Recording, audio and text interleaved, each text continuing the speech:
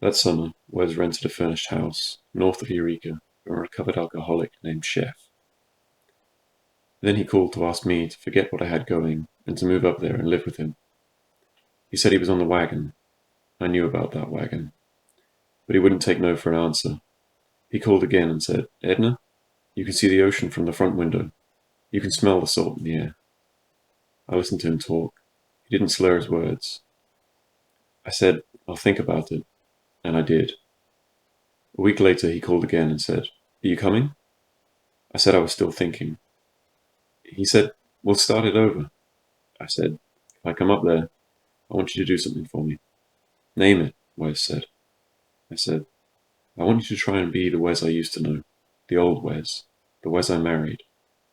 Wes began to cry, but I took it as a sign of his good intentions. So I said, "All right, I'll come up." Wes had quit his girlfriend, or she'd quit him. I didn't know. Didn't care. When I made up my mind to go with Wes, I had to say goodbye to my friend.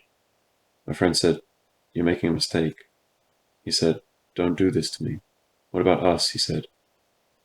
I said I have to do it for Wes's sake. He's trying to stay sober.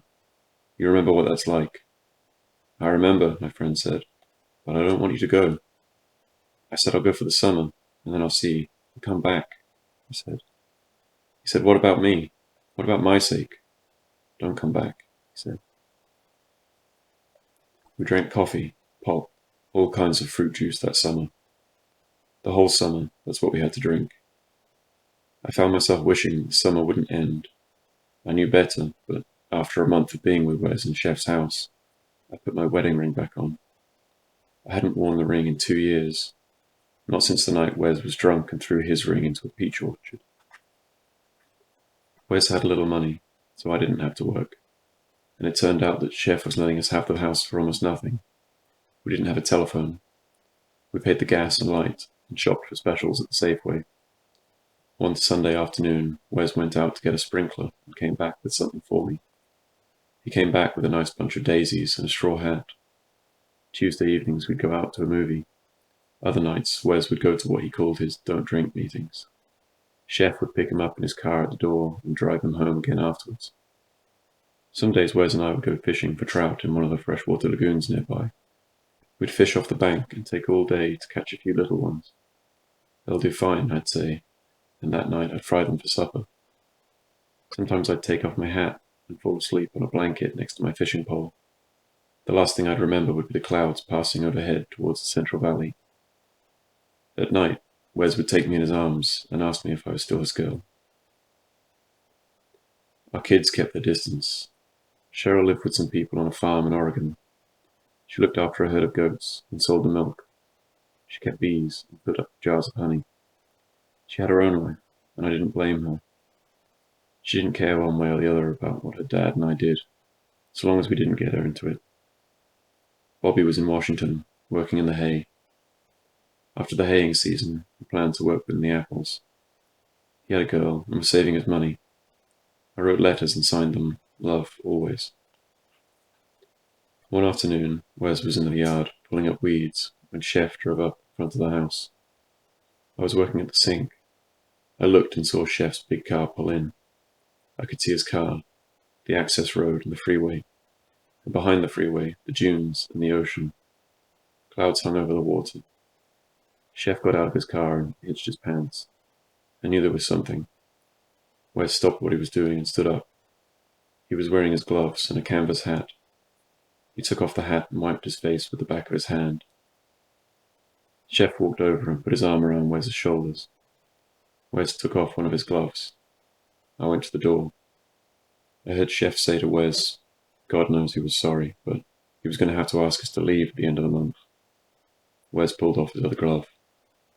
"Why's that, Chef?" Chef said his daughter Linda, the woman Wes used to call Fat Linda from the time of his drinking days, needed a place to live, and this place was it. Chef told Wes that Linda's husband had taken his fishing boat out a couple of weeks back, and nobody had heard from him since. "She's my own blood," Chef said to Wes. "She's lost her husband. She's lost her baby's father. I can help. I'm glad I'm in a position I can help," Chef said. "I'm sorry, Wes, but you'll have to look for another house." Then Chef hugged Wes again. hitched his pants, and got in his big car and drove away. Wes came inside the house. He dropped his hat and gloves on the carpet and sat down in the big chair. Chef's chair, it occurred to me. Chef's carpet, even. Wes looked pale. I poured 2 cups of coffee and gave one to him. "It's all right," I said. "Wes, don't worry about it," I said. I sat down on Chef's sofa with my coffee. "Fat Linda's going to live here now instead of us," Wes said.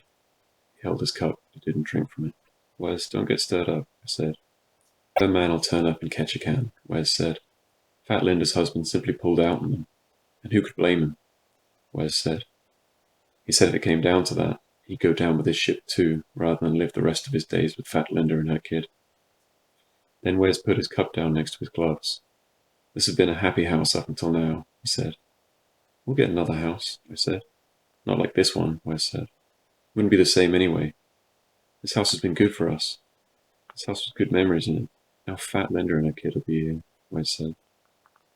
He picked up his cup and tasted from it. "It's Chef's house," I said. "He has to do what he has to do." "I know that," Wes said, "but I don't have to like it." Wes had this look about him. I knew that look. He kept touching his lips with his tongue. He kept thumbing his shirt underneath his waistband. He got up from the chair and went to the window. He stood looking out at the ocean and at the clouds, which were building up. He patted his chin with his fingers like he was thinking about something. And he was thinking. "Go easy, Wes," I said. "He wants me to go easy," Wes said. He kept standing there. But in a minute he came over and sat next to me on the sofa. He crossed one leg over the other and began fooling with the buttons on his shirt. I took his hand. I started to talk.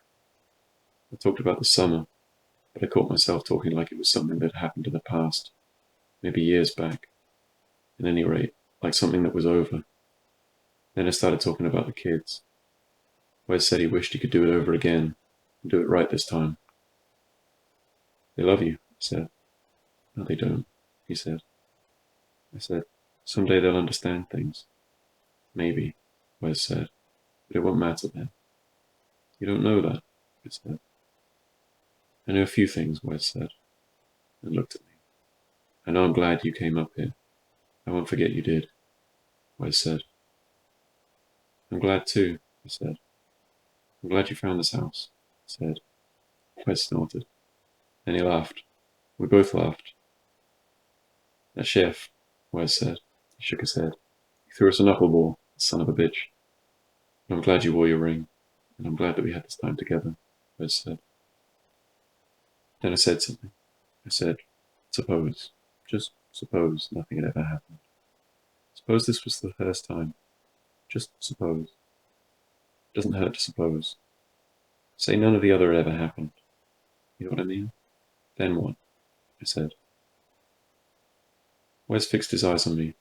He said, "Then I suppose we'd have to be somebody else, if that was the case.